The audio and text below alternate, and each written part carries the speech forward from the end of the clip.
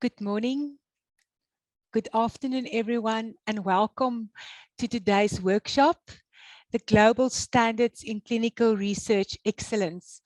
I'm Dr. Annalene from South Africa, and it's wonderful to be part of this group of panelists, namely Andy Lawton, Dr. Kim Narinsky with Denise Irving from the Lung Institute in Cape Town, Dr. Viviënne van der Walle, and Jill Slater. The webinar is brought to you by the Global Health Clinical Consortium, the GHCC, the Global Health Network, the TGHN, and the Pharmaceutical Contract Management Group, the Pcmg. In this webinar, you will learn what you need to know about general considerations from clinical studies following recent international guideline updates. Speakers will also share their perspectives and experiences of clinical research excellence from across the field of research. The Global Health Clinical Consortium is a collaboration of product development partners and preferred contract research organizations focused on combating diseases that particularly affect the poorest. And I've been privileged enough to be one of the founder members of the GHCC. The Global Health Network works across all aspects of health research to enable easier, faster, and better research in the world's most challenging settings. As well as the Pharmaceutical Contract Management Group is a dedicated and unique association of clinical outsourcing and procurement professionals working in research and development functions across the pharmaceutical industry. And it's really a wonderful privilege to be part of this group of expertise today. But before we continue, there's always a ground set of housekeeping rules.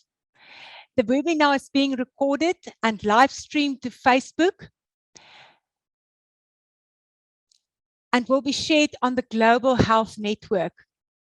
Please use the chat box to introduce yourself and get involved with the discussion. For any technical issues, please message the Global Health Network in the chat box. But more importantly, please only use the Q&A box to post your questions and topics to the panelists. We will follow in the following agenda, and I really want to say thank you to each of our panelists that invested their time and that will share today their expertise and knowledge of the field to really create a global platform of clinical research excellence. At the end, it's up to us to collaborate and make a difference to enhance product development and produce quality of data. So it's my privilege to introduce our first speaker,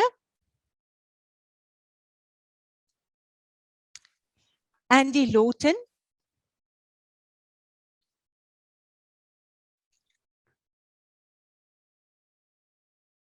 Thank you. And Andy is a consultant for risk-based approach, specializing in business changes related to ICH E6 revision 2 and 3, as well as E8 revision 1, in particular, quality tolerance limits, quality by design, risk-based approach, and risk-based monitoring. Andy has been working in clinical development arena since 1979, covering most tasks. He was a founding committee member of various organizations and also a member of the EFPIA working group on data transparency. I can't think of someone more equipped to take us through the next presentation. Thank you and welcome, Andy. Thank you very much. I'll now start sharing, and I hope you can all see my screen. Yes, good. So, good day to everyone. I'm going to be talking about ICH E8R1. This is a fundamental change to the way we will be working in future. And it's a change for the better. It's not one of those changes where we should all be panicking although it is a big change for the industry, it's helpful to us. So I'm going to start with the regulatory path. We all know that what happened in November 2016 with the revision to GCP, ICH E6R2. That's the International Committee for Harmonization version of GCP. But almost immediately afterwards, we had a renovation document announced in January 2017. And what was key in that document was an expansion to what had been stated in about having risk-based quality management, which was in ICH E6, and quality tolerance limits, to also having quality by design. They may not have explicitly said that in the renovation document, but it was inherent in the language they used, which was a term used by Joseph Juran, the father of quality by design. Now, if we didn't have enough knowledge that it was going to be quality by design, in the draft document of E8R1 in May 2019, it really emphasized quality by design. We had the principles document for ICH E6R3 in April 21, earlier this year, which really again emphasized that quality by design was also coming to GCP. And to highlight what those mean, of course, ICH GCP is about the conduct of the study, and ICH E8 is about the design. But it goes beyond that. It's not just the design of the study, it's the design of all our clinical development. So what are the components of ICH E8? Well, of course, quality by design. That's the fundamental change. And what's within that? Well, it's critical to quality factors. That was the term used by Joseph Juran. It's also in ICH Q8, the quality section of ICH. But they also talk in the document about the quality culture. And of course, all of this has to be risk-based.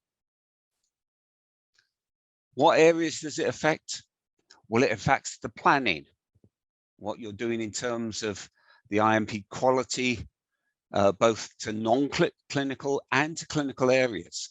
And that's a big difference from the earlier version of E8.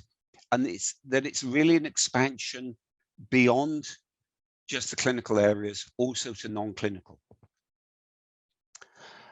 They have taken back on some of their requirements that they have in the draft version. They did require a product development plan in the draft. That is no longer required, but they still require all those fundamental concepts to be followed. Then they get to the design part, and they're the elements that they want us to consider. Then the conduct of the trial, which is really where we come into GCP. Then talk about participant safety, and then the reporting of the study. And I want to pull out some key comments or extracts from the document.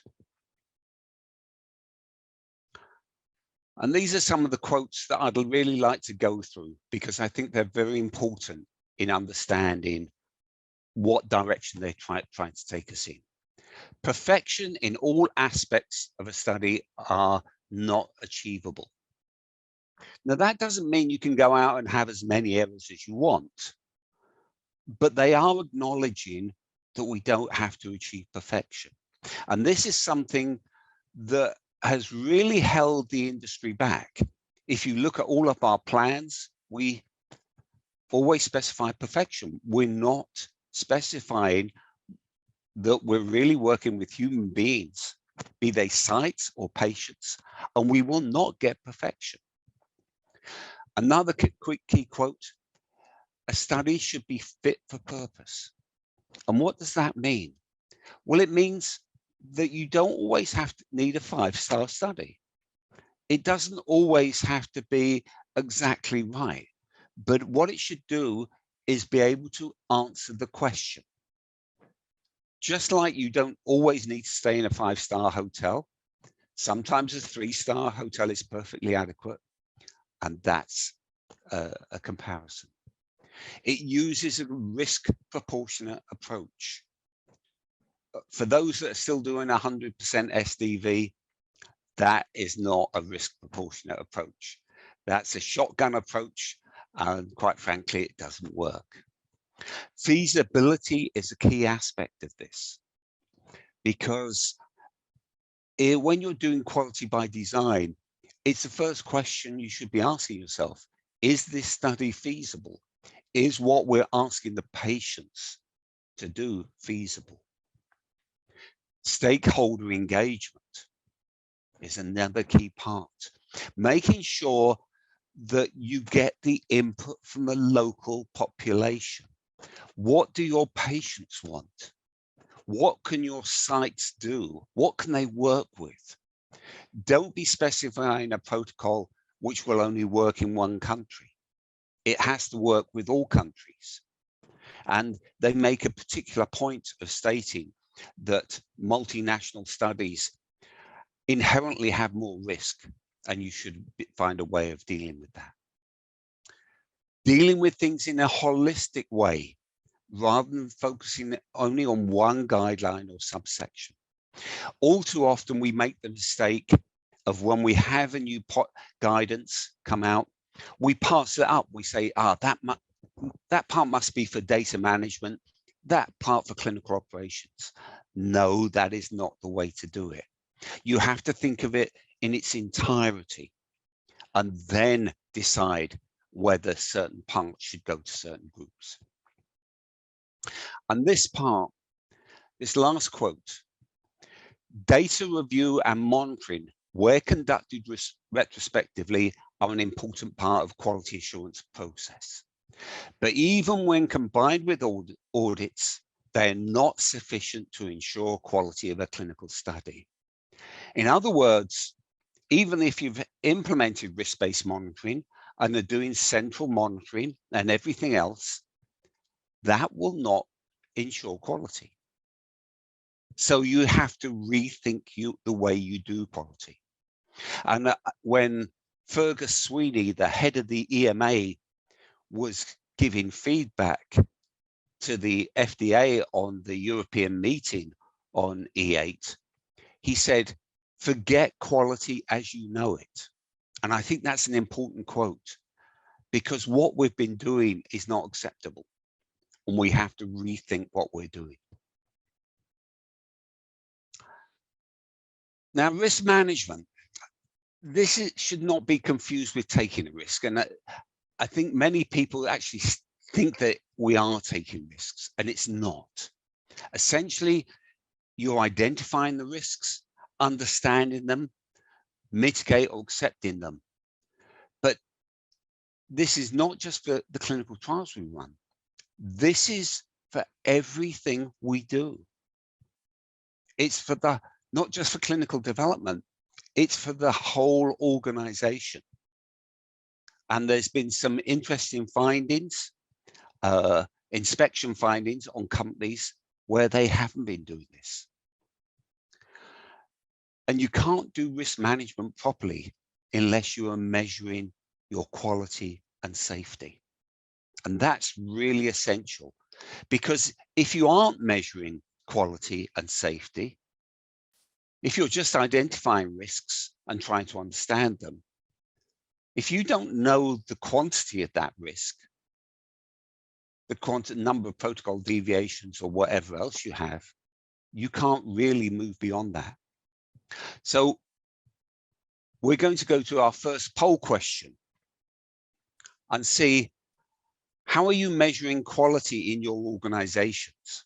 And I want you to indicate all that apply. Is it one, you're measuring the expected rate of adverse events or serious adverse events on a study basis? Are you measuring the expected rate of protocol violations before you start the study? Are you measuring your expected trial master file quality and completeness before starting the study? Not at the end, but before starting. or transcription errors on a study basis. Or if you're not doing any measurements, indicate the last one. So please take some time to vote on that.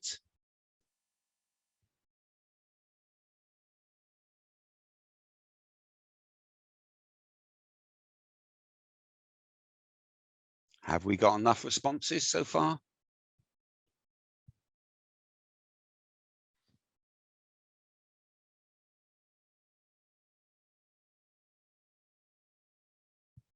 Okay, if we could see the results of those, please. Well, that's good news. More than half of you are at least measuring some aspects of quality. And that's really good that you're starting to do that before the study starts. Because unless you're measuring quality, you can't hope to ever achieve quality. If you're just doing a comparison between active and placebo at the end, that's not good enough. You've got to be setting yourself a target to achieve. So thank you for that.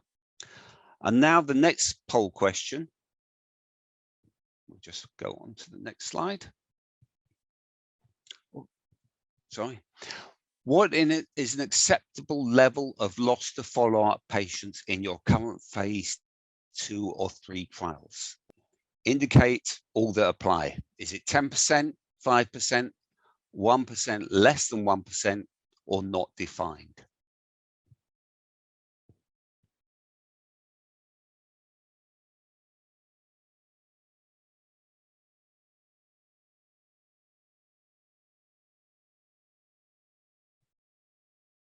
Okay, if we've got an acceptable level of responses, can we display the poll? Okay, well, we've got some of you at least doing it. 10%, 5%, 1%. You've got about 5 and 6 for each of those. Quite a lot of you not defining what is an acceptable level of loss to follow-up patients. You've got to remember that the FDA will sometimes assume that if there are loss to follow-up patients, that all those on active are failures and all those on placebo are successes, and they will then add them to your results. But when you get to loss to follow-up, you have to remember, what impact is my study design or procedures having on loss to follow-up? What are some of the key points that lead to patients being lost to follow-up? Well, one of the highest ones is a protocol amendment, especially in particular in long-term studies. Protocol amendments lead to patients saying, oh, I'm not going to bother to read all the small print, I'm just going to stop. Too much complexity in your study will drive patients out of the study. They might accept it initially, but not long-term. So all of these things have to be appreciated, what we're doing to retain patients. Because at some point in the future, the FDA might say to us, okay, you have to get less than 1% patients lost to follow-up in whatever indication you're following.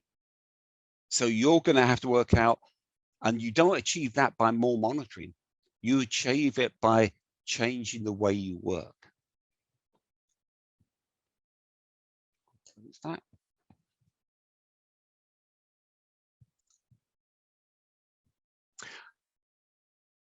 So I've covered this already. Already saying that the FDA will sometimes take a very negative approach to loss to follow-up patients. And we've already covered what you should be thinking about in terms of phase 3 studies if you're told to have a very low loss to follow-up rate. And it's already been indicated that this is one way that the EMA is certainly thinking, because a study that I did with Boehringer, when another company went to do the same study, and we'd achieved a very low loss to follow-up rate, they were told they could have a handful of lost to follow-up patients in a 2,000+ patient study. So they're already thinking of taking what others have achieved and applying it to what you do. So what is quality by design? We've talked about that's what we've got to do. And why quality by design? Well, quality by design is going to save us money. And that's what the regulators want. They don't want us to be so expensive on our clinical trials. They want to ease the burden, but they also want to know the quality that we're aiming for and whether that's acceptable. In basic terms, quality by design is similar to the plan, do, study, act cycle from Deming, used iteratively. That's each plan, do, study. Each study is its own plan, do, study, act. You learn from that study and you feed to future studies. Often that is the biggest failure point that we have. We don't learn from what's gone wrong before.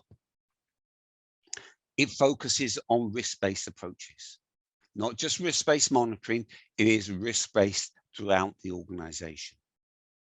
And it encourages continuous quality improvement. It doesn't want you to just say, well, that's the quality we have, let's stay there, we don't have to change at all, but you really want to be continually improving. And to do that, you've got to measure quality. And overall, the intention is to design reproducible, or in their language, capable processes. And if we have reproducible processes, that means that in future, the FDA might not require us to do 2 comparative phase 3 studies in phase 3. So some terminology. Now, it's unfortunate that ICH E6, E8, R1 starts with critical to quality factors, because that's part way through the quality by design life cycle. It should start with the target product profile. The target product profile, although mainly at present it's based on manufacturing items, it's your first point of contact in asking, what does the patient want? And getting their involvement in what they want from the drug. From this, you should say, what are the most important attributes, the quality attributes? And this is covered in ICH Q8, and it's part of Duran's work. And you should order those quality attributes to decide what's the most important. Then from there, those quality attributes will turn into critical to quality factors. And what critical to quality factors are the items that you will measure internally to know whether you're meeting the customer needs. And when you look at some of the items that in ICH have been defined as critical to quality factors, you'll realize that some are really quality attributes because you can't measure them. And the last stage is quality tolerance limits. That's in ICH E6R2. And it gives you the ability to move away from perfection, but also to define quality.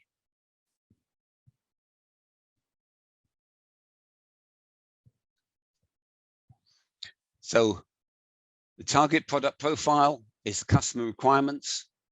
The CQA is the internal definition of what's critical to quality. CTQ, critical to quality factors, are what to measure. And the quality tolerance limits is the defined quality and acceptable deviations. Again, so you can move away from perfection. Now, sponsors have not implemented quality by design. The regulatory bodies have been talking for over 20 years about it. There are presentations from Fergus Sweeney, from Janet Woodcock from the FDA, and from others. But it's already well established in pharma on the manufacturing side. But we haven't dealt with it so far on the clinical development side. The reasons given, well, first of all, well, it was the regulatory bodies. They didn't want us to do it. Well, now they're quite clearly indicating they do want us to do it. But we've relied too much on the randomized clinical trial and just said, well, we're doing an efficacy comparison. We don't have to worry about the quality because we point to the huge documents we produce and say that's our quality.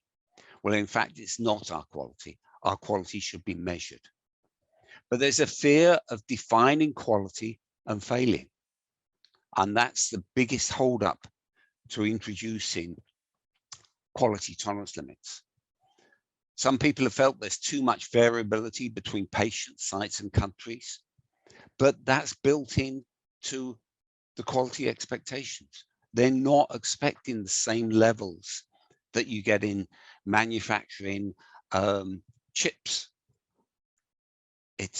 They're being very generous in their definition. Poor root cause analysis has not helped us. And there's been a lack of understanding of the benefits of quality by design. Too often we seek to save money in other ways, cutting staff, rather than improving quality by design. And why change when we're happy and have defined processes? Well, now we have to change. And it's going to be a big one on industry, but in the end, it will save money. And that will help us. So in summary, understand, first of all, quality tolerance limits. They are your friend if used correctly. Understand quality by design. And you can go back to what's been done in other industries and learn from what they've done. And many people say, I don't know whether you've heard of the quality triangle of quality, time, and cost. And if you fix two of those, then the third will suffer. So if you fix quality and time, then the cost will increase. Well, with quality tolerance limits, you have a variable of defined quality, so you don't lose that. And remember to implement this holistically, not just as silos within your functional areas. So thank you very much. Happy to answer any questions either now or offline later or in the Q&A.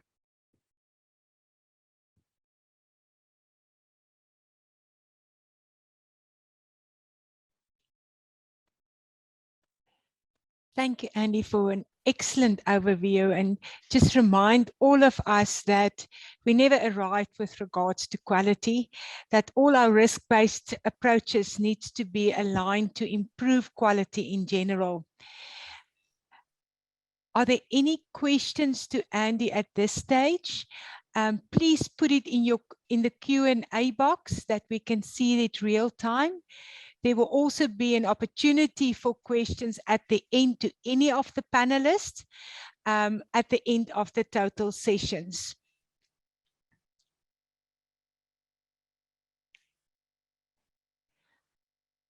Andy, there's one question that surfaced.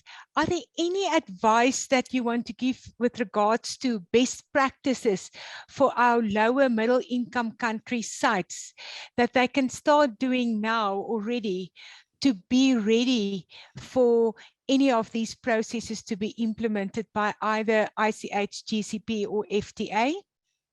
I think start to understand what causes the problems.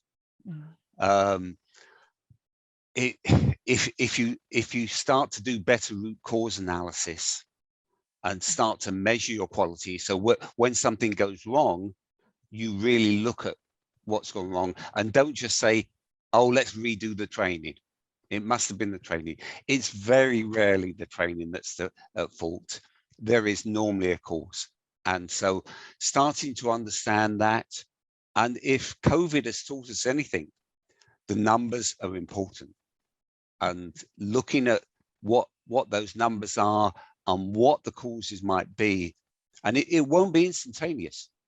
The regulators know this might take 20 years, but the benefits will come, and we can't continue as we are. Thank you, Andy. Another one is, would you advise to implement quality by design from the top down? Or how would you argue that at a senior management level? I think that's very often very much what everyone is sort of getting this scale in place to say, what are you doing from a top-down perspective? What do you implement on the ground level? Your advice will be appreciated. I think this has to come from the top-down level, because it's not just for clinical research or clinical operations or one group, it's for the whole organization. And the examples I could give from the inspection of a UK company would tell you that they didn't just focus on what was happening in clinical research. When the inspector found someone he had seen in another company and hadn't liked their performance, he didn't delve into their performance within that company he was inspecting. He went to HR and said, what are your interview processes? How do you conduct them? Why didn't you pick up problems? So he wanted to know whether there was quality by design in HR. And that really tells you you have to go to the top of the organization. Thanks, Andy. That concludes sort of our session. And I think to summarize that a robust quality management plan for any organization is currently essential. And it's really to urge all of us to go back and to review our quality management plan and say that we aligned with what Andy have said today and that we correctly aligned for the way forward and the future. Thanks, Andy, for a really informative session. And keep posting your questions. We will definitely, the speakers will address that. They might answer you directly. So keep on posting those questions. Then it's really my privilege to introduce two friends. Being at the opening of the Lung Institute, opening many years ago, it's wonderful to introduce Dr. Kim Narinsky, that has over 15 years of TB clinical trial experience, preceded by 15 years of community experience as a medical officer in both TB and HIV programs within the city of Cape Town. She is based at the University of Cape Town Lung Institute, where she's a sub-investigator and a dispensing doctor for phase 1, 2, and 3 TB therapeutic trials. She was instrumental in the initiation of the Center for TB Research Innovation Unit at the UCT Lung Institute in 2006. She has been a research clinician in approximately 30 TB research trials and is a co-author of many research publications. She maintains regular lines of communication with the staff to ensure that they fulfill all the expectations of quality research, as well as fulfilling all the good clinical practice requirements. And next to her is also a good friend, Bernice Irvin, that coming along many years. She's the quality oversight manager at the Lung Institute. She's an occupational therapist by training, but has over 20 years experience within the clinical research industry. She started her career as a research monitor and progressed to a clinical project manager at a CRO. She has in-depth experience in pulmonary TB, including multiple drug tuberculosis and HIV. And now you can see why she's very well positioned to give this overview, because she's current role is overseeing both quality assurance and quality control activities and managing the QC team and data capturing team. In short, she's responsible for ensuring the implementation of the site's clinical quality management plan. And it's absolutely a privilege to introduce both these speakers to share their experience from a clinical research site's perspective and share why they've been perceived as a research center of excellence. Welcome, both of you. So we feel very honored to actually have been chosen to give this talk this afternoon. So thank you very much. So just to give you guys a little bit of background. Oh, these slides are not advancing. Sorry, guys. Oh, there we go. Just to give you a little bit of background to the Lung Institute. As Annalene said, she was at the opening in 1999. I wasn't even there. Anyway, the mandate of the Lung Institute is to address priority health issues through education, research, and services. And our research unit, called the Center for TB Research Innovation, is one of the research units within the Lung Institute, and it was actually established at the end of 2006. And we conduct TB trials in the fields of TB, HIV, and very recently COVID-19. And we are internationally recognized for our participation in EBA and PK studies. And in actual fact, there are not a lot of sites worldwide that conduct EBA studies. So we are often chosen when a sponsor wants to conduct an EBA study in TB. We also have experience in conducting phase 1, 2, and 3 studies. We have state-of-the-art facilities, including a 10-bedded inpatient ward, where we conduct our EBA and our PK studies. And amongst other staff, we are privileged to have 7 clinical trial doctors, 9 nurses, and we work closely with our community advisory board. Can you all see our slides? Screen sharing is paused. Yes, we can. Yes, we can. Great. Sorry, guys. So I just wanted to show you where we're situated. This is our building with a lovely view of the mountain. And for those of you that know, this mountain is an extension of Table Mountain. So our story. Once upon a time, 15 years ago, there were 4 of us. I am over here on the left-hand side of the screen. Over here is a very inexperienced sub-investigator who, prior to starting work here, attended a GCP course, which I actually, when I arrived, asked if this was the GPS course. And for months afterwards, I was teased about my GPS course. Of course, now I know all about GCP.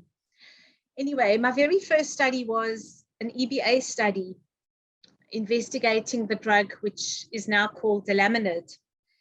And my monitor on this study was my co-presenter, Bernice, who was an experienced CRA at the time.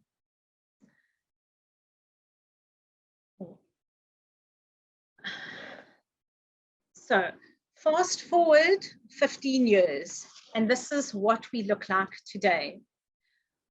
We are a unit comprised of about 30 staff. We have various pavilions. We have a QA department of 4 members. We have a data pavilion of 3 members, pharmacy, and so on and so on. I was looking for a photo of our unit, and I really struggled to find a recent photo. But what I did find was this photo taken about 10 years ago. And what is so amazing is that everybody in this photo is still working at the Lung Institute. So what makes us a site of excellence? I have a few basic principles that we as a site believe are essential. The first one is that, as you know, nothing replaces experience. So we have skilled staff with expertise in the actual research and therapeutic area. And we've realized more and more over time how important high values, work ethic, as well as building relationships is to any unit. So goes without saying that protocol and ICH GCP compliance is vital to maintain high quality. And how do we ensure this? we achieve this through implementing robust quality management systems and training, which obviously leads to maintaining your data integrity and providing optimal clinical care and patient safety. But we cannot do this without any of this, without participants. And that is where we need community involvement, and how we, by being involved with the community, we facilitate reliable enrollment and retention. And we'll go into more detail about each one of these basic principles.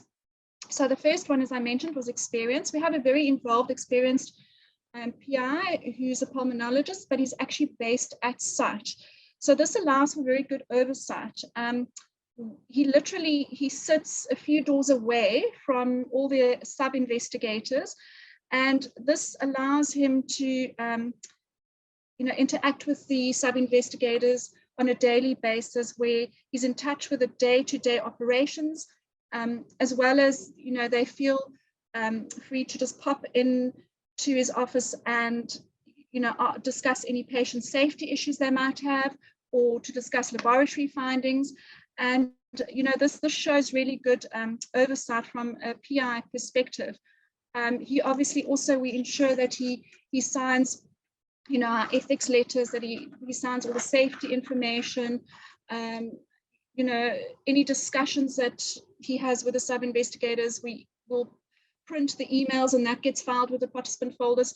So every site really has to, think about how do we ensure PI oversight, and how is this documented, and how do we, because we even have an SOP that shows, basically explains how we ensure PI oversight. The next one is, as you've heard, we are involved in over 30 clinical trials since 2007. But the thing here that I want to emphasize is that most of the trials that we're involved in are really intense inpatient studies. And so you need to be super organized. And that is why we set up these various platforms where we have very well-defined roles and responsibilities. And at the head of that is our operations manager, Kim, my co-presenter. As you've heard, she's got a lot of experience with research and TB, but she really is a huge asset. And the reason for this is due to her incredible memory. She has a memory of an elephant. And, we have multiple studies, and she has just become an expert in juggling multiple balls all at the same time.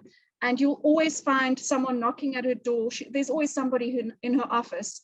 So she plays a really important role, a supervisory role to our sub-investigators. And she also oversees the entire life cycle of all our trials, and is the main liaison with the PI when communicating with sponsors, vendors, and attending all the meetings. So furthermore, we have 7 research doctors, and what's important here is they're all career clinical trialists, so they don't have any other day-to-day patient responsibilities other than the clinical trial responsibilities. And together they have a median, it's actually increased to 4 years of clinical trial experience. We have 6 ladies and 1 gentleman, and they have excellent working relationships. So how the one gentleman puts up with the ladies, he just takes it in his stride. And then our 9 nurses, a lot of them have actually had experience in TB and HIV management, as they actually worked in clinics before coming to research. But in total, if we look at the average, we find a median of 11 years of experience. Then we have our QC team. We have 2 senior monitors, so it's myself and another previous monitors, but we come from a CRO background, and between us we have 30 years of experience. So we provide QC and QA, we are instrumental in providing QC and QA systems. And in addition, we also have a medical doctor who prefers to QC rather than actually see patients. So she is also involved in our QC, and especially from a medical perspective, reviewing SAEs and, you know, just from a medical doctor point of view. Our regulatory specialist has 25 years experience. Now, she's actually worked for our unit for 15 years, and I must say she's really important, you know, to our unit, because she is excellent in her attention to detail. She loves filing, and you have to love filing. And you know, if you are a regulatory specialist, she reviews our site files on a regular basis. She also has a good relationship with ethics. She just keeps us on our toes, and she makes sure that we we're up to date with all the annual approvals, and basically making sure that everything is where it should be. The other thing that she does really well is she reviews our consents. Now, I think when I started as a CRA, sites always used to accept that it was a sponsor's responsibility to review consents. But we've realized, it's actually the site's responsibility. It's the PI is responsible for ensuring that all that information that is captured in the informed consent is correct and true. And we've even noticed, with us doing thorough review of consents prior to actually sending it off to ethics, we've picked up errors. So it really is important that sites, become involved and really read the informed consents. And then, of course, we have an active community engagement team. We have two members who have built the community engagement platform over a period of 10 years. And this is so important. It's such an important link between your participant, your clinic, and your site. And I'll talk about that in more detail later. Right. Yeah. So to elaborate on our workplace culture, I work with an amazing team, I must say. Number one, there are open lines of communication between all the team members. As Bernice said, I say to everybody, because people say to me, Kim, when's a good time? I say, there's never a good time. Or when are you not busy? I'm never not busy. I just say, just come and interrupt, just come knock on my door. And I must say, they do. And it's great to have this interactive working relationship. Number two, relationship building. Now, within our unit and within or externally with our vendors, with the CRAs, with our sponsors, with the ethics committee, with the laboratories, we have a very good, and the clinics, we have a very good relationship. We have face-to-face meetings, we have WhatsApp groups, we have regular calls. So we know each other, which really helps. Number three, friendships built. Well, when one works together for so long, one does really become friendly with the people that you work with. You see them every day. They become your friends. You see them more often than your other friends, which is great. I love my work. I love getting up in the morning and coming to work. And I've always wanted a big family, and I have my big family here. My children, my siblings. So I have my big family finally. And then the last thing, teamwork and collaborative support. I've realized that it's so important to thank people. We're so quick to criticize people when they do something wrong or get upset. But a simple thank you actually goes a long way to boost morale. And they really appreciate it, especially the nurses.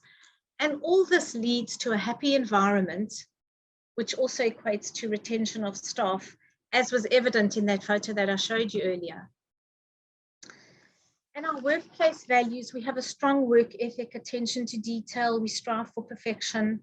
I remember when I first received my protocol deviation log 15 years ago, I was so upset at all the deviations, but it didn't last long when I got to understand what it's all about. But we're hard on the staff. We want perfection. And I think they've gotten used to what's expected of them. And then sharing of SOPs, source and schedules. We often get asked by other sites or by monitors whether we're happy to share our SOPs, source and schedules. And it's actually a compliment to us when asked this. And as mentioned, our 15-year track record of high quality work. We pride ourselves on a high standard of work. And we work together with our monitors, sponsors, and auditors. We don't work against them. We work together. We love getting constructive feedback from them. And actually, at the moment, one of our monitors is an FDA auditor. So she really has given us good ideas. And we think our work is of high standard, but we can raise the bar. We are very happy to improve and raise our standards. And one is constantly learning and improving what one does. So compliance, how do we ensure protocol compliance? I think we all agree that good preparation is vital. And so your startup process is really important. You know, I find that I think it's really important if one gets the opportunity as a site to actually review the protocol before it's final, as we can often give practical aspects, you know, to the sponsor, and I think sponsors value site input. And then the other thing that's really important, obviously besides training and all of that, is your planning. So how do you, putting your source templates together and your schedules. And Kim's just going to show you an example of a schedule for an actual PK study. So if you can just move it. Yeah, there we go. So this is just to show, I do this for most of our studies, and especially our inpatient EBA studies. What I will do is I will list, this is a very busy day that I chose, I will be very prescriptive in what needs to get done when, and give the windows, as you can see in brackets here, I've given some windows for the staff so that they know, what to do and when to do it. And just to get back to the source that Bernice mentioned, it takes me hours to perfect my source. And we've come to realize that it actually is so important.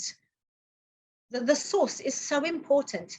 It helps to know what needs to get done, when it needs to get done, in what order does it need to get done, what are the windows. And this is also to eliminate, or not eliminate because one doesn't need it, but to minimize protocol deviations.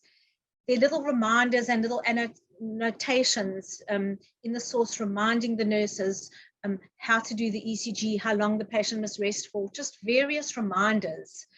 And the source is a mixture between prescriptive documentation and freehand.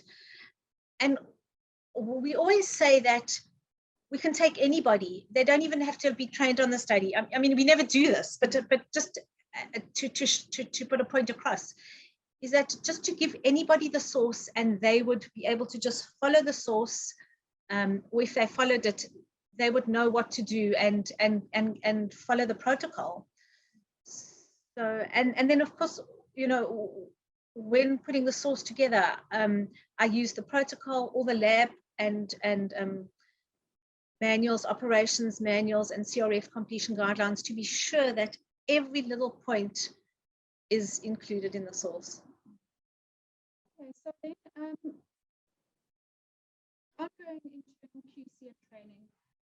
That is something I think we've realized that industry has now required sponsors to move towards targeted risk-based monitoring, as Andy described earlier. And it has now become the site's responsibility, or we have increased responsibility to perform internal QC checks on a site level. We cannot only rely on the sponsors or the monitors to come and QC our data. So within our unit, we have, obviously we have our nursing staff, and they actually have a buddy system where they just check in real time for any obvious, errors or gaps or anything that needs attending to immediately. And our QC team will obviously, QC and the following day or within 3 days of the actual visit. However, saying this, we do 100% QC for our informed consent. I'll show that to you at a later slide. So we also QC all inclusion criteria before we actually randomize a participant. But then that obviously gets captured by the data team. And besides the internal QC, we have a very robust training plan. So we realize that obviously prior to any study, you need to do a lot of training, but also any new staff that come to site, you need to have an induction checklist just to ensure that you've they've reviewed all the site SOPs, the protocols, the emergency training, the trolley, there's countless of things that one has to train on when you come to a site for the first time. And then during the study, you need a really good training plan.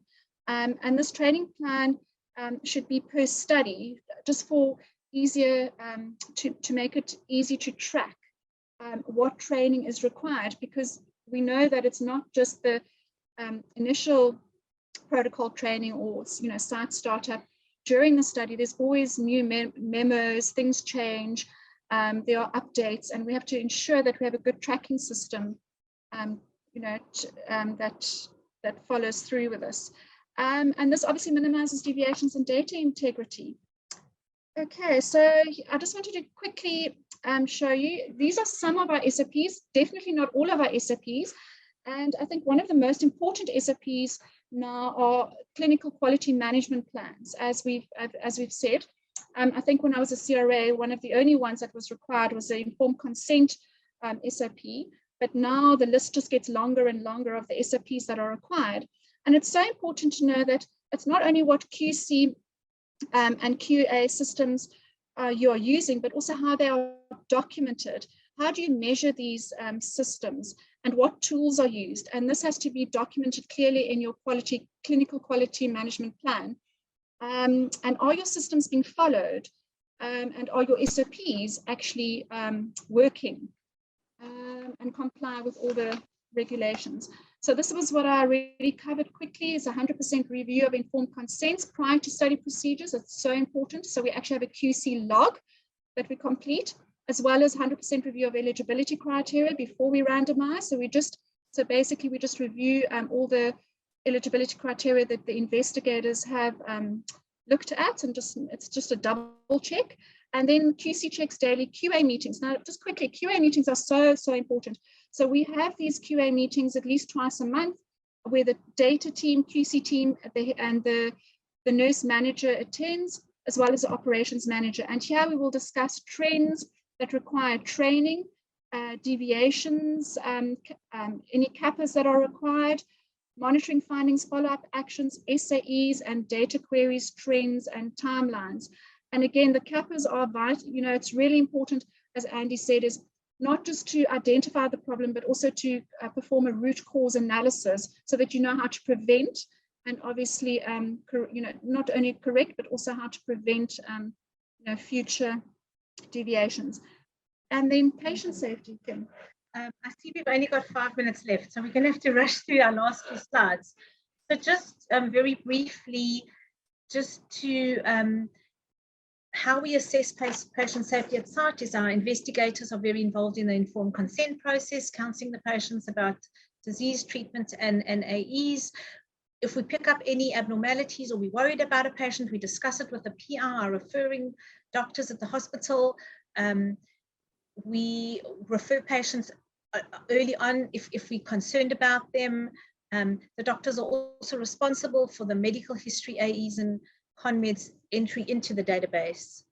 We have a hospital right next door to us, Critical Care Hospital. It's actually within walking distance.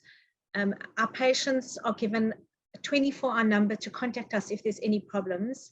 And we have a robust handover to the clinics if our patients screen fail or when they finish treatment. This is just a picture of the facade of Fredericia Hospital. And then I want to introduce you to Ella. She is our recruitment officer.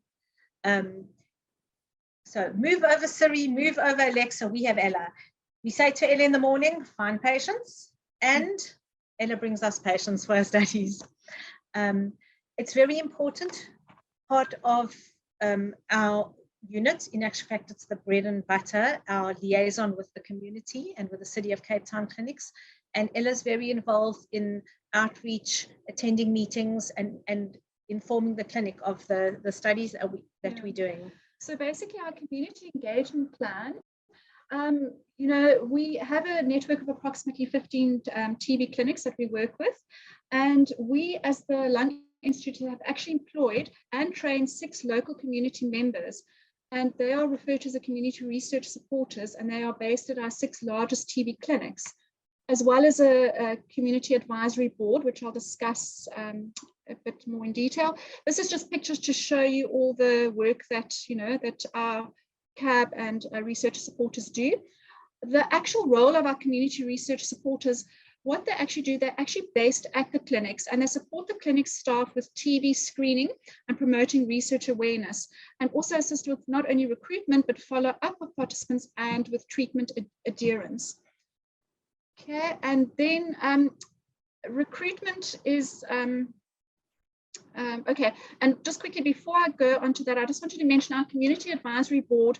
They consist of 12 members that come from NGOs, and they are volunteers. They really are our eyes and ears in the community.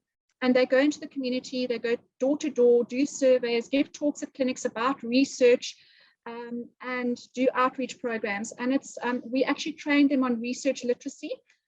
We use tools which were provided by various sponsors. We also provide them with protocol and consent review and training. And it's so important because they come back to us and tell us what's being said about research in the communities. And then we try and obviously, you know, work on that. Okay, and then the recruitment. This is just to show that we obviously recruit via our clinics. The recruitment supporters are the first point of contact with participants. Then we have a Lung Institute consent, which really just gives us permission to review their medical information.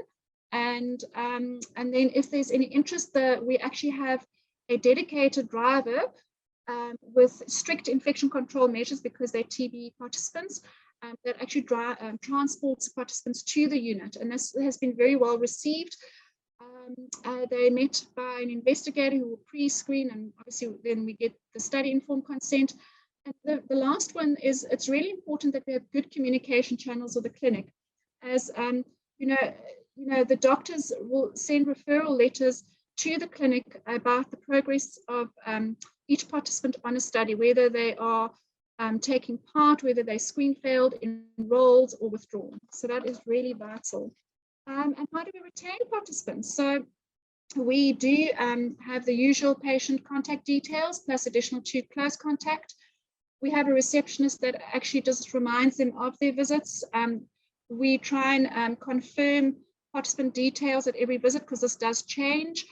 And communication with clinics as well as home visits are done by our research supporters, which is really very helpful if we can't find participants. And we also provide transport for participants when needed.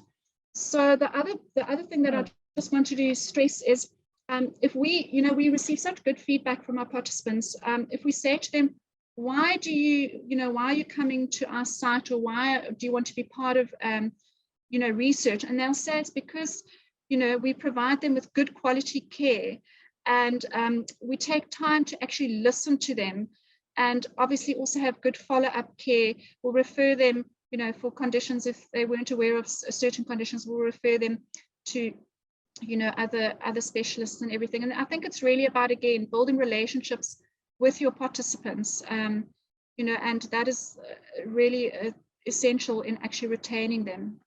Okay, and this is actually our final slide, just to emphasize that it's teamwork. It's not 1 or 2 people, it's the team that counts. So thank you so much for listening. I don't even know if there's time for questions, but thank you, Kim and Bernice. I think we're going to stand over the questions till after Viviënne, because her presentation will really complement you from she also represents the Society of Clinical Research Sites from a European perspective. I think you emphasize the importance of proper detailed planning to really give a lot of focus and detail to your resource documentation. And then, of course, teamwork. Teamwork is always the critical part to implement good clinical practice. There are 1 or 2 questions that we will revisit after Viviënne's presentation. And Viviënne will really say, how do we fast track sites to become sites of excellence? Viviënne van der Walle studied medicine both at the University of Maastricht and Oxford. In addition to a MD degree, she holds a medical research degree in genetics, pediatrics, and in 2004, she also successfully defended her PhD. She has always combined clinical research with patient care and has been a full-time PI at an independent clinical research sites. She's also co-founded and owns the independent research sites PT&R. Her entrepreneurship is reflected by her skills as thought leader and in consulting, educating and managing at CROs, pharma, nutritional companies, and in executive and advisory board functions at various vendors and organizations. She started her research career as a participant in a clinical trial and is now participating in a preventative COVID trial for HCP. As a result, Viviënne has a unique perspective on the various sides of the table in clinical research and is eager to share her experiences of many years. She's also been the recipient of many global awards, as well as the Christine Peer Lifetime Achievement Award. So Viviënne, we want to welcome you and thank you for putting the time aside to share your wealth of information during this workshop.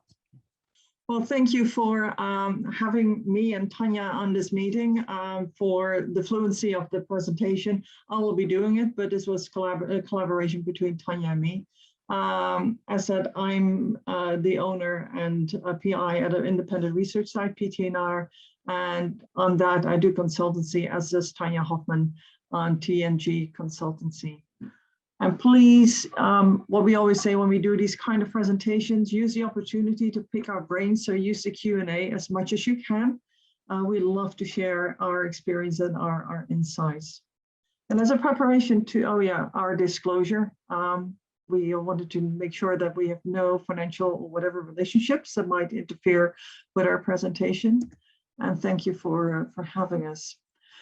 As a preparation to this presentation, we talked to some stakeholders, and what we found out when looking at the region where we're now focusing on is that the challenges are to continue clinical trials, to have a continuity at certain sites, to have a continuity of clinical trials. And there's a big difference in approval timelines between the various regions, getting experienced staff to conduct a clinical trial and keeping the staff at the various sites. And all these things we think are connected to each other. I mean, if you don't have continuity, it's hard to keep your staff on board. And then when you start over with a new trial, of course, getting experienced staff to come in. And of course, when timelines of approval are very long, it's even more challenging to keep everybody on board and have the continuity. So we're going to focus on that and how we would approach it all, our experience and how to tackle these kind of things. So do you really need to have sites at every corner of your region? Meaning, can you decide to focus on a certain region and have just a couple of sites that develop into a site of excellence, as we've seen, some sites do in the United States and here in Europe? Could you work with a site that is focused on a certain indication or in a certain population and have other sites refer patients to that?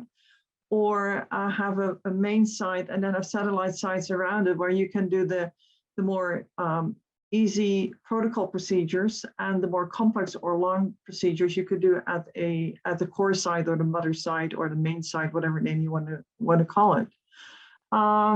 The other thing to make sure you have continuity is to focus not on one indication, but on multiple indications. And sometimes they're interlinked and you had never really thought about focusing on another one. Over the past 25 years since I've been conducting clinical trials, I've seen sites close down because they were focused, for instance, on HRT and menopausal. And then when the whole HRT discussion happened, HRT meaning hormone replacement therapy, these sites had to close down within, a year's time because they didn't have any other trials coming in and hadn't any experience or couldn't redevelop themselves in looking at other indications. So as much as you can be focused on one indication and be the main site, it's always a risk to have that set up. But also look at what are other possibilities going into virtual hybrid trials in the region. And virtual, the definition that is mostly used right now with virtual is actually not seeing a patient at all, but everything is being done there, through televisits, meaning meetings like we have like this, and people using wearables and diaries and things like that, going into e-consents, for instance. A hybrid trial, I think, is much more feasible, not only for your region, but all over the place, really. And hybrid meaning part of it's still done in clinic and part is done remotely through televisits and other tools that you can implement. And when you want to move into that direction, you have to realize, is a protocol design suitable to do that? And is a therapeutic area suitable to do that? I mean, if you do like newborns, of course, everybody knows that that's not suitable. And phase 1 trial is not as suitable either. But there are multiple opportunities that can actually, and COVID has actually shown us that the traditional kind of trials that we were conducting actually were moving into virtual trials or hybrid trials very quickly, because that was the only way we could actually continue our patient care, which was the most important thing. What is very important when you're moving into a more virtual hybrid way of conducting trials is to make sure that you do have the expertise and the savviness to work with these portals, with these equipment, both site staff and patients, and that site staff is able to guide patients and help patients to work with these tools. Challenges can be connectivity. What kind of systems are you using? Do you need to have Wi-Fi kind of through a 2G, 3G, 4G, 5G network, GPRS networks? We've used those in certain remote areas. So you have to make sure that when you're using or going into a hybrid trial, that you are able to connect with the equipment that you have, and that the connectivity is also stable. And there's a stability both in both in the technology, but also in the region where you are from a political point of view, I think. And the other thing is, can you go into a home visit? Can you have nurses that do home visits next to on-site visits? And sometimes, even when people are living remotely, you could set up a network with nurses that live in that area and do the home visits for you, and then report back to you, or have an e-source, or still with paper source. There are ways to do that. And then have the patients come in for the more complex visits or certain visits to the sites. And one of the things I came across actually last week on LinkedIn, this was actually from the University Hospital in Cleveland, that they build a bus as a research site because they have challenges with remotely living patients. And we said, we want to have them be able to have access to clinical trials as well. And those of you who are interested, please reach out to me and I can send you the link. And there's a little movie and you can see the inside, but it's, it's like a little research site. There's a laboratory with centrifuges, refrigerators, exam rooms, everything is there, but very mobile, of course, because you can go wherever you want and be very flexible and reach out to the community. So some thoughts we had when we were brainstorming about it is, have site staff be flexible, and are they knowledgeable to do more than just their current function? That when there's a period when there's not so much clinical trials, are they able to do other functions within the trial setting you have, the clinic you have, or even outside that. So you have to think cross-functional. So you can keep them on board in between trials and look at collaborations at various levels. So are they, for instance, can they educate the potential new staff that are coming on board? So when you're starting a new trial, you're actually up and running already, and you don't have to start from scratch. But also during the pandemic, we saw that a lot of research staff actually went out to help out in the general healthcare again, because there was a shortage of sufficient staff to help with vaccinations or at the ICU wards. I even seen some sites, clinical research sites, temporarily close down or go on a very low basic volume on, you know, what was needed, and have the site staff support the local healthcare facilities. But also look at collaboration with other research sites. You know, perhaps other research sites are facing the same things, and you can go cross-functional between the research sites. And, you know, this is saying, you probably also know, if you want to go fast, you know, you go alone. But if you want to go far, you know, you have to go together. And in line with that, you know, explore and collaborate. So what other sites are there in your region? Is there something that you can look at? And are they competitors? Because most of the time we look at them as being competitors, or are they colleagues? And there's actually a word in Dutch, and I've looked over a couple of times if there is an English word for it, but I've not been able to find it. But we call them concrete competitors, meaning they aren't competitors, but we can, you know, join hands and make things work together without losing our own identity, without losing our own setting, without losing our independency. But we're not really competitors because we're in different regions, but by collaborating, we can, you know, be stronger and go farther. There are networks out there that are regionally focused, or they are globally focused, and they're always looking at collaborations in other countries and see whether it's interesting for them to collaborate with sites there and, you know, have a certain mean of working together. Memberships of certain societies, and as was said, I'm part of the Society of Clinical Research Sites. And one of the things they have that I think is very interesting to address is the ambassador program. And I will start about the Society of Clinical Research Sites. It was founded by Christine Pierre in 2012, and it was in a response of the growing need for global organization representative of the needs of clinical research sites globally. I think everybody that works at a site and has communicated with a sponsor or CRO always had the response to a certain question like, oh, you're the only one. But as soon as you collaborate with other sites and discuss certain things, you go like, oh, well, we had the same issue. And that's actually where the SCRS came from. Like, we're not alone, you're not alone. There are other people facing the same thing, but you're sometimes felt you're the only one that is raising the issue. And by joining hands and raising it, you can actually find solutions. And that's, you know, when they have a summit, it's also called the Solution Summit. It's not a conference or whatever they call it, but it's a solution-focused way of approaching. And the mission is to unify the voice of global clinical research sites. And what I found out in the many years I've been a member of them and I've worked with them is sites have more in common than they are different. Even the previous presentation, there's so much things I can relate to. I mean, there are differences because we're in different regions, we're in different background and different illnesses we're specialized in. But the way you set up a source document is the same. The challenges you have in you know, setting up a budget and negotiating your budget is the same, whether you're in South Africa, in Australia, in the US, or in Europe. I found out we're all facing the same challenges. And by uniting them and discussing it, and there is a mailing list where we actually share our best practices as a site. And you know, they're currently representing over 9,500 research sites in 47 countries. So they do have a very strong voice. And one of the things they have is what is called the Ambassador Program. And the Ambassador Program is focused on a certain region.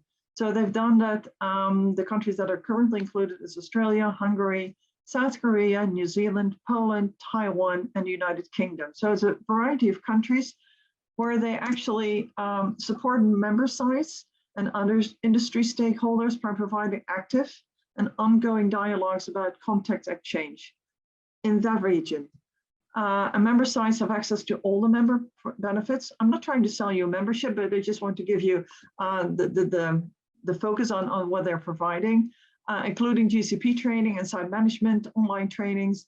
There are lots of white papers on budgets, on sources, on developing tools, and they have regional webinars. And once you have a region, whether the countries I showed you, they have a local program, an ambassador symposium.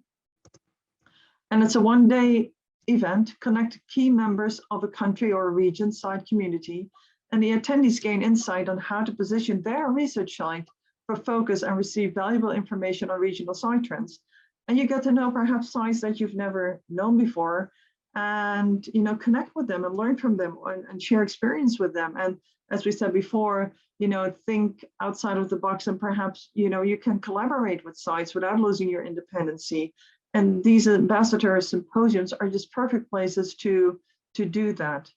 I sometimes, was kidding the first time I was attending. It's like a patient support group. We're all facing the same things, and these are the people that understand your issues, and you can together have a voice in trying to solve that. So, if, for instance, if you want to move into, as the question we started with, move into a more center of excellence and have continuity, perhaps an ambassador program in South Africa would be an interesting approach. And to do that, create a local task force. That's what the SCRS will do. They have a local task force. They decide which indications in that regions are unfocused, and then find sponsors or a CRO that is in line with a pipeline. You need to have a sponsor that has a pipeline with clinical trials indications that you are going to conduct, because there has to be a connectivity. That a sponsor or CRO would be interested in committing to such an ambassador program and sponsoring that. And the SCRS is interested in looking into opportunities like that for you.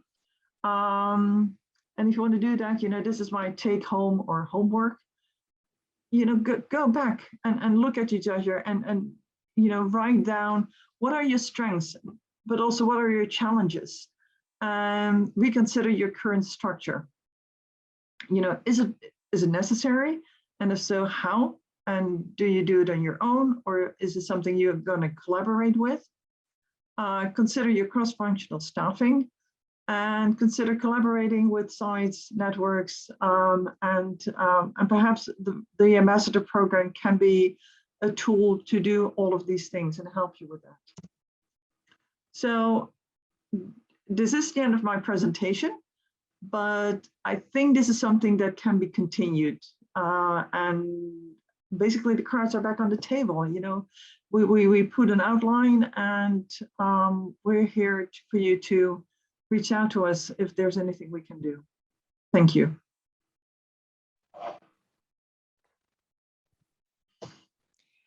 Thank you, Viviënne, and thank you, Tanya, for an excellent overview. To say at the end is that each site must really know what are their strengths and where do they need to improve.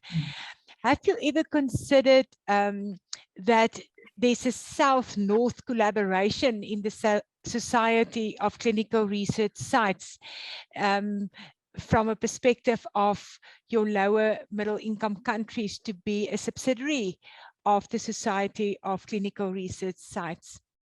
Well, of course, yes. As you see, like I think Thailand is a perfect example of that. There are so many ways you can approach this.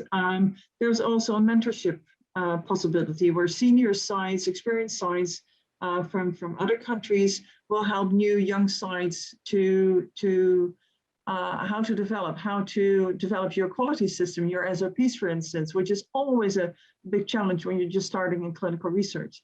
But also help them with, what's PI oversight? How do you do that? How do you make sure as a PI you are aware of all your obligations? And clinical research is totally different from regular healthcare. And you have to be aware as a physician that there is a difference between those two settings.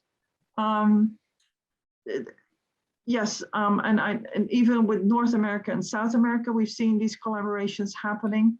They have a EU Summit, Solution Summit. They have a Asia Pac Solution Summit, and there's the global one, which is in Florida every year in October, where of course the majority is US people coming in there, but there's so many people. I've seen people even from South Africa and Australia flying in for the 3 days because you want to connect, and the sponsors are there, the CROs are there, the vendors are there, and they're all willing to listen. They want to hear what the challenges are of the site. And we always say it's no witching and whining, but it's always, you know, come with a solution. You can raise an issue, but come with a suggestion and a solution. And I think it's a marvelous way to approach the business. Thank you very much, Viviënne. I think the other important one is I also want to applaud the product development partnerships like TB Alliance, like MMB that helped coordinated this workshop on the way that they in the GHCC, the Global Health Clinical Consortium, really collaborated to enhance the capacity of many of the research sites in sub-Saharan Africa, as well as other countries where there's a disease burden, for those sites to become centers of excellence. And we really need to applaud that. And as you said, at the end, it turned down to the commitment to find a solution for every challenge, and that it's a mindset to make a difference. So I really want to say thank Tanya, thanks Viviënne, for an excellent overview and just sharing your ideas to know that the clinical research sites globally, there's no unique problems. It's really to find solutions in a society of clinical research sites to deliver high quality research and high quality data to our PDPs as well as our pharma in their product development pathway. So thanks for that. You're welcome. Thank you. Now it's really my privilege to introduce Jill Slater. She's the chair of the Pharmaceutical Contract Management Group. And Jill has started her career on the lab bench creating screening compounds and then moved to the other end of drug discovery over 20 years ago. She worked in proposals, contracts, and business development for a number of CROs, both big and small, gaining extensive experience in all the aspects that Viviënne and the UC Lung Institute have just shared: pricing, contractual solutions, alliance management, before moving across to pharma and biotech, clinical outsourcing and vendor management. Over the past 12 years, she has expanded her knowledge to cover stakeholder and supplier management and governance, as well as category approaches to outsources. After 10 years at a big pharma, she joins the partnership management team in 2020, the Leo Pharma's partnership management team, overseeing fully outsourced clinical trials and clinical monitor. Jill joined the Pcmg and committee in 2012, having conducted the role of vice chair since 2017. And since October, she took over the chair for the Pcmg. And thank you, Jill, for sharing and contributing to a great peer networking group where you're playing a critical role. Thank you very much for the very kind introduction. And really also for giving me a few minutes to provide a little bit of background to Pcmg and also our 2022 STAR Awards.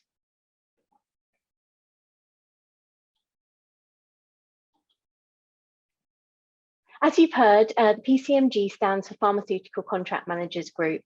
We were founded over 20 years ago due to the rise in clinical trial outsourcing and the lack of pharma and biotech CRO management and oversight experience. The Pcmg is the leading clinical outsourcing community. We are non-for-profit, for members and led by members. It's all, our committee is all volunteers. And some of our key goals are really to share and evolve best practice in clinical trial outsourcing and supplier collaboration, to develop knowledge and skill base within clinical outsourcing, We also like to reach out to other associated bodies, and thank you again for the opportunity to be here today. We also knowledge share via a number of different forums. We currently have over 100 pharma and biotech members, and it really is a unique living body of hard-earned knowledge and experience in clinical trial outsourcing. And I'm not going to cover all of the various events and the forums that we have available, but just really highlight a few.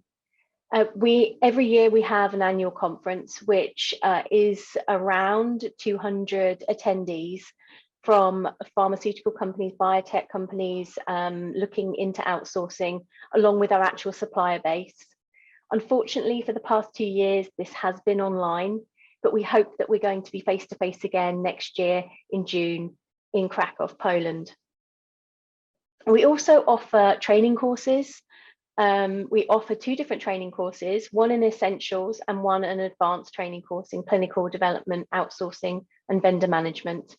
And we have libraries of tools and templates available. And on the next slide, you can see some examples of this. So these are just some of the examples of the tools and templates that are available to our membership. We have created budget grids, we've created lessons learned templates, performance metrics, and so on.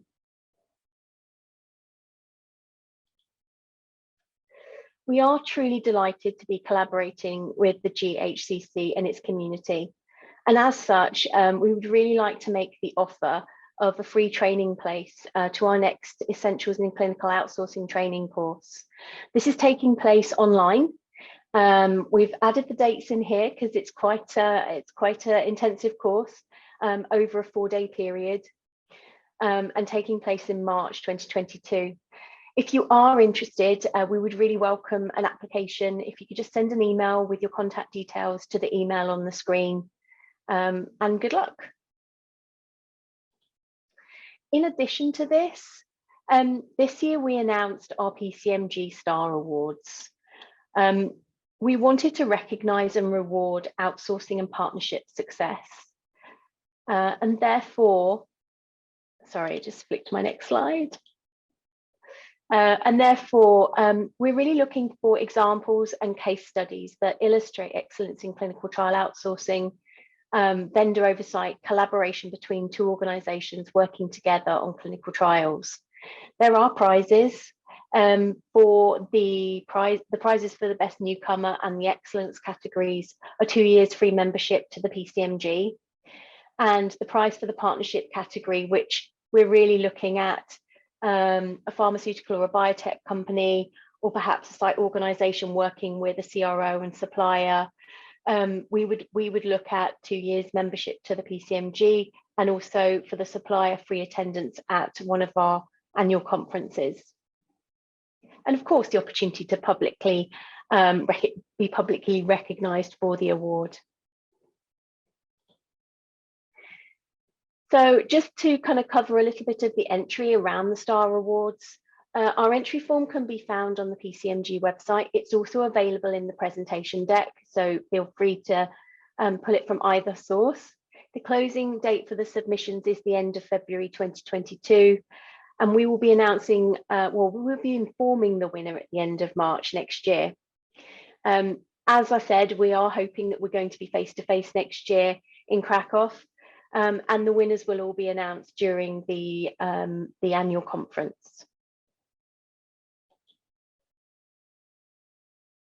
I've added a little bit of a snippet of the kind of things that we're looking for the case studies and examples via the entry form. But there is much more information available on the website.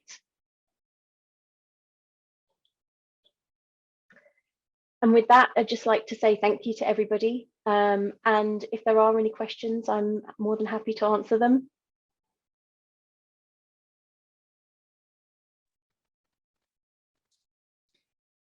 Thank you, Jo. If there's any more questions, please feel free to put it in the question and answer session. There will be as we received many questions, there will be they will gather all the questions as well as the responses, and then we'll reach out to you and to respond to you in writing. The recording of this session along with additional materials will also be shared, and as well as the link to where you will be able to find these will be posted as well. There's one comment just to see that potential collaborators can be sometimes some of your competitors, to say, how do you mutually make a success of your clinical research sites, as well as your quality control and quality assurance program. So that was really a valuable comment to say, how do you turn that around? I want to really urge everyone to look at the criteria to submit for the STAR Awards. It's really an exciting opportunity, and want to compliment Jill and the team for putting that together and present that today. It's now my really privilege to close this session by also sharing with you the closing remarks in general. And from a site perspective, I just want to make sure, can you see my screen? Jill, if you could. No, not yet. No, not yet. If Jill could unshare her slides. Jill, you must just please unshare. Stop sharing. Thank you. Let's just try again.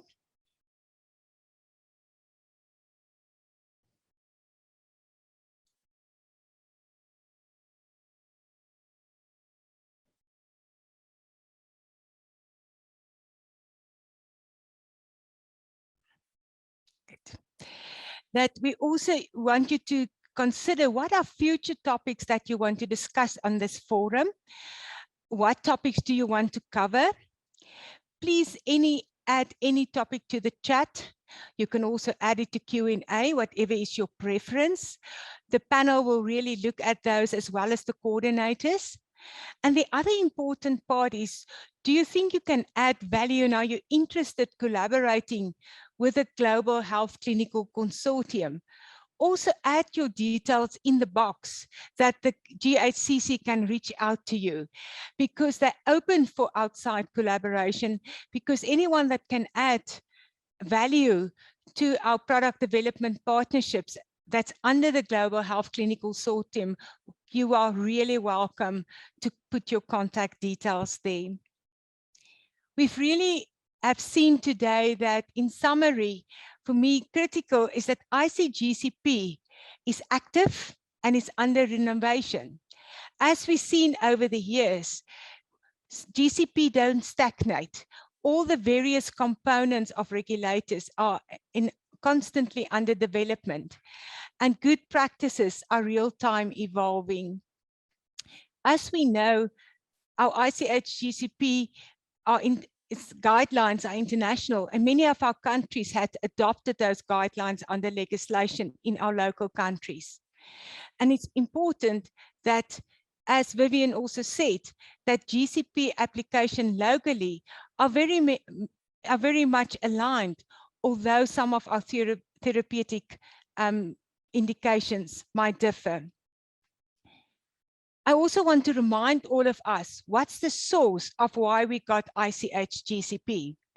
Because many in our local countries, we always need to be alert of any possible abuses, because at the end, it's the right safety and well-being of our trial participants are of critical importance, while we deliver credible, high-quality data to our pharmaceutical product development paths. As well as what's been said by Andy, that we keep in mind all our quality control checks to ensure that we're always improving, that we always do introspection at our research sites to ensure that our quality management plans are still aligned and relevant to the current scenario. We need to build more fit for purpose clinical research sites. We need more cross-sector stakeholder collaboration in general globally, as we've heard today. And we need to allow the local voice of our communities to take also the lead and build their own solutions to empower communities in order to get cures for our disease burdens, and so in many of our countries. Because the burden of diseases, a large portion, are often in our rural communities. Locally, we undersourced community voices need to be heard by involving them in clinical research. And I want to applaud again our product development partnerships that will go the extra mile with the GHCC to enhance research in our rural clinical research sites, as well as support optimal health and well-being in these communities. And it's really today also my privilege to share with you another case of a clinical research site that I've built on the years of experience in developing wellness programs and expanding health to their communities. From the Africa Health Research Institute that's based in Somkele, 2 hours north of in Durban, in the heart of Zululand. It's also my privilege to see that the CTU specialist, Dr. Dimakatsu Lubina, is attending this workshop. They've decided to expand to a clinical trial unit, but in their proper planning to decide that they will build a center of excellence to be not only to expand wellness into the community, but also to add an advantage to pharmaceutical companies as well as product development partnerships in the disease burden that's so prominent in these communities. They've recently built a clinical research unit that brings clinical research to a really rural community by Ubuntu, by saying transformation and a different view in their leadership, by thinking innovatively, by thinking state-of-the-art and excellence, as well as doing global and local collaboration in their provincial, to say we want to establish a rural Somkele clinical research site of excellence. And I want to applaud the sites under the leadership of the CEO of ARI, as well as the CTU specialist in Somkele. They've invested in state-of-the-art infrastructure with a well-established research support platform, as been shared by both Viviënne and Bernice, as well as Kim. They've learned from many other CTUs to ensure that their starting platform are robust and of high quality. They strengthen their local clinical research capacity through their training events, building on a quality management plan, set of operational procedures that's fit for purpose, as also in their community as well as research setting. Want to applaud them that they've expanded good clinical practice, not only to their trained CTU staff, the experienced and qualified staff, but also to all peer educators that's involved in delivering and prevention programs in their communities. They've trained over 200 peer educators to enhance their knowledge and bringing quality research to the clinical trial unit, as well as into their communities to ensure that they are equipped with what means quality research and what's the commitment from the community to the clinical trial unit. They've implemented and follow up on proven referral systems because of their years of experience in the communities. They've got an excellent track record of bringing participants back and support participants into the referral systems of the primary health care in KwaZulu-Natal. They've also have an excellent established referral system for medical care of newly diagnosed patients and trial participants during the conduct of clinical trials. Overall, they've got a young dynamic, knowledgeable community advisory board that challenge them to think real time to bring wellness to the community through clinical trials.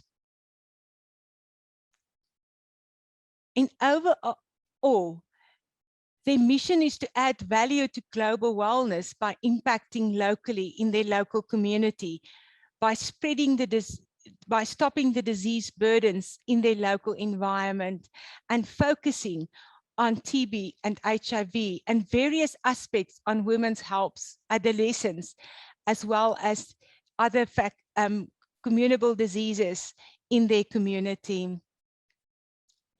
Because at the end, they've heard the voices of their community members and potential participants in these resource-limited settings.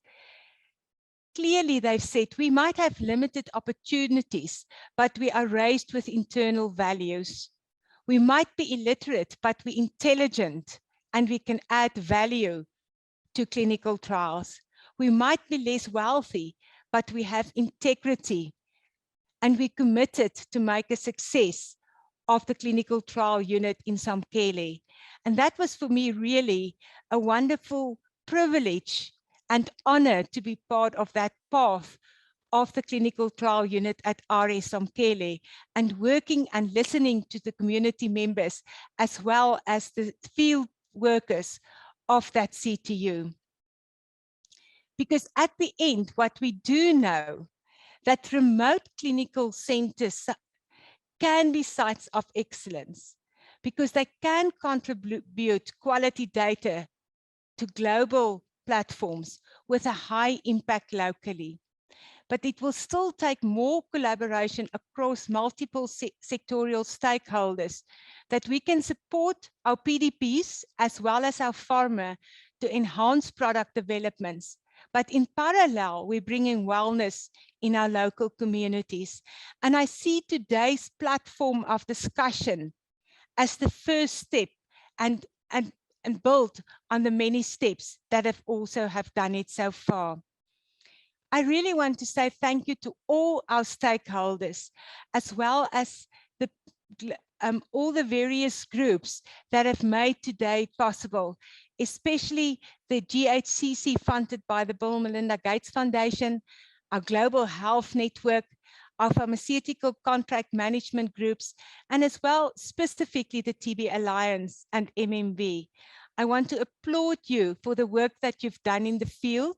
I want to applaud you for the way that you've came over the past 15 years to make a difference, especially in our low and middle income countries, as well as our research sites in those countries to actually address the burden of diseases in those communities.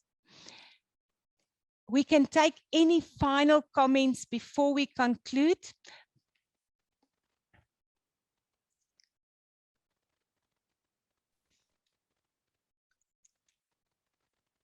Hi, Annalene. I think I'd like to comment that on what you've said, because it doesn't always take a lot of money to change your culture. You've demonstrated, and in the first presentations, we had a demonstration of what culture can do. And it's just as valuable. That's why, although there are critical to quality factors which big pharma should be measuring, it's really the culture of your organizations which often give you the strength. Thank you, Andy. I'm going to open it to any of our panel members for the final comments. Thank you, Andy. You're welcome if you want to add a final comment. Viviënne, do you want to have a final comment before we conclude? I think even this meeting showed that we have more in common than we are different. And I think, yeah, I think that's a good take-home message. Thank you, Viviënne. Kim and Bernice, both of you got an opportunity to make final comments and actually maybe comment. Are there opportunities to share some of your excellent best practices with other clinical research sites in limited resource settings? You know, we've offered to mentor people through the Panacea Consortium, but COVID really messed with things. So we're very happy to share. You know, we love teaching, and we're very happy to share. So people must just ask, you know, and as I said in my talk, we're happy to share whatever it may be. And just one final comment from the two of us is that the talks are great and they all complemented each other, which was fantastic. Thank you very much. Thank you, Kim and Bernice, for those sites that's attending, that I can see clear, that's attending the seminar and the workshop. Please reach out to Kim and Bernice. They've just opened their doors for us, and don't let COVID be holding you back. I think what we've seen, COVID also brings many other opportunities. We really start thinking creatively, we're thinking out of the box, and how to move forward with clinical research in spite of COVID. So thanks, Kim, and thanks, Bernice. Any other final comments? Let me just check our Q&A box. There's just many of our attendees just thank you and applaud the excellent workshop. And they said they've learned a lot from various speakers. And I want to say thank you to each and every participant and attendee that have put the time aside. We're really looking forward to many more workshops in the future. And I want to wish everyone the success on the way forward. And let's think and keep innovative thinking alive, as well as good clinical practices and quality management plans and platforms in spite of our COVID pandemic. We much bigger than the COVID pandemic in our minds and in our hearts. So let's keep on doing excellent work in our local communities.